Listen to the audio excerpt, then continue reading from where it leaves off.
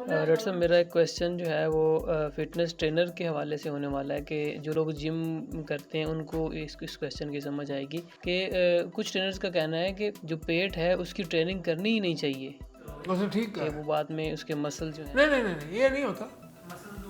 नहीं नहीं नहीं नहीं नहीं, इस तरह नहीं, इस तरह नहीं। जिस एब्डोमिनल वॉल है ना, कुछ लोगों के मसल्स जो है वो ज़रा करीब होते हैं, सिक्स पैक्स यहाँ से थोड़े करीब होते हैं, कुछ के ज़रा थोड़े दूर होते हैं। हर किस्म के मसल्स टाइप और मसल के शेप्स आपको मिल जाते हैं। तो अमूमन ये होता है कि जिनके जो बड़े वेट के साथ एब्डोमिनल एक्सरसाइज करते हैं तो उनके पेट भी, मेरा भी, मैं उनमें से एक हूँ। जिस जो क्योंकि मैं पाकिस्तान की बॉडी बिल्डिंग टीम में भी रहा हूँ और मेरे सिक्स पैक्स भी रहे और मैंने ट्रेनिंग अभी भी मैं कोई और एक्सरसाइज करूँ ना करूँ तो 200-300 सेटअप तो मैं करता ही करता हूँ डेली।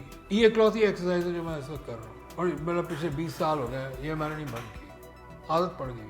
तो जब मैं इवन वेट ड्रॉप कर भी लूँ तो यहाँ से मेरा बल्ज बहुत मोटा है क्योंकि वहाँ मसल मोटा था, उसके नीचे भी मोटा, उसके नीचे मेरे एक दोस्त हैं बड़े करीबी, एब्डोमिनल प्लास्टी करते हैं और सर्जन, बैरियाट्रिक सर्जन। मैं एक दिन उनके पास गया, मैं कहा डॉक्टर साहब यार कहाँ इतनी मुसीबत करो, आप एक ही दफ़ा सेक्शन मारे निकाल लें।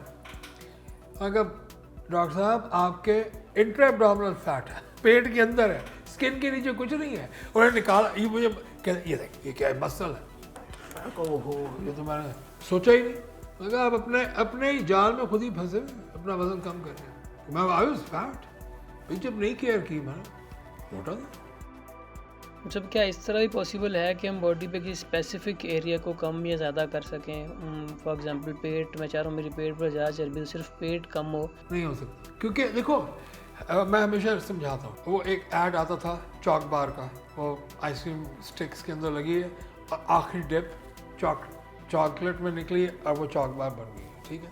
या टीवी पे कोई ऐड बैड है, इंसानी जिस्म बिल्कुल ऐसे ही बना, जब सब कुछ बन गया आखिरी डिप फैट में दी है और बाहर निकाल दिया, मुमकिन ही नहीं है। Spot reduction is not is can not happen क्योंकि ये सिस्टमिक होता है फैट, यानी पूरे बॉडी के अंदर होता है। अभी मैंने बताया कि मेरे जो दोस्त थे डॉक्टर साहब जिन्होंने मुझे कहा कि आपके पेट की जो मेंटल फैट क्या होता है, जो पेट के जो मसल्स हैं उसके पीछे है, सिक्स पैक्स के पीछे अंदर है। तो आप जनरली मोटे हैं डॉक्टर साहब। मैं जी जी ठीक है आप सही कह रहे हैं। फिर मैं गया कम कर, मैं कहा अब से सिक्स पैक कावेंगी कर रहे हैं, आपको ज़रूरत नहीं। सर मोस्टली एक्सपर्ट से मैंने सुना है कि जो दूध है उसका कोई फ़ायदा नहीं है, ज़्यादातर एक्सपर्ट जो हैं उनसे, लेकिन कुछ लोगों का कहना है कि जी दूध मुकम्मल मतवाज़न ग़िज़ा है। ओके ये बड़ा अच्छा तुमने सवाल किया दूध के ऊपर। देखो दूध में दो राय है, एक तो ये कि भाई ये किसी और के बच्चे का दूध है तो इंसान को पीने की ज़रूरत क्या है। एक कहता है दूध मतवाज़न ग़िज़ा है और मेरे पास ऐसे नशे हैं दूध के जो कहते हैं जी अगर हमने दूध नहीं पिया तो हमें ना नींद आनी है ना हम सीधे रह सकते हैं। और मैं जब if I send them on diet I stop milk, no milk. Doctor साहब मैं तो सो ही नहीं सकती, मैं सो ही नहीं सकता, मेरे साथ ये हो जाएगा, मेरे साथ वो हो जाएगा, कुछ नहीं होता। दूध एक फूड है, उसमें फैट है, उसमें प्रोटीन है, उसमें कार्बोहाइड्रेट्स भी है, तो आप पिए।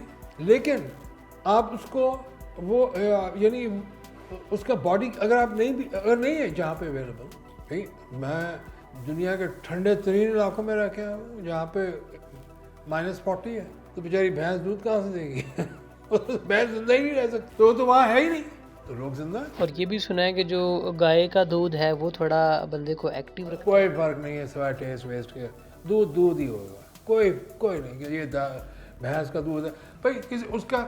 अगर आपने जो आप भैंस और दूध गाय का जो दूध का जो फ़र्क है ना वो फैट कंटेंट का ही हो सकता है मैक्सिमम, एक में थोड़ा फैट ज़्यादा होगा एक में फैट कम होगा, किस में I don't care, it doesn't matter.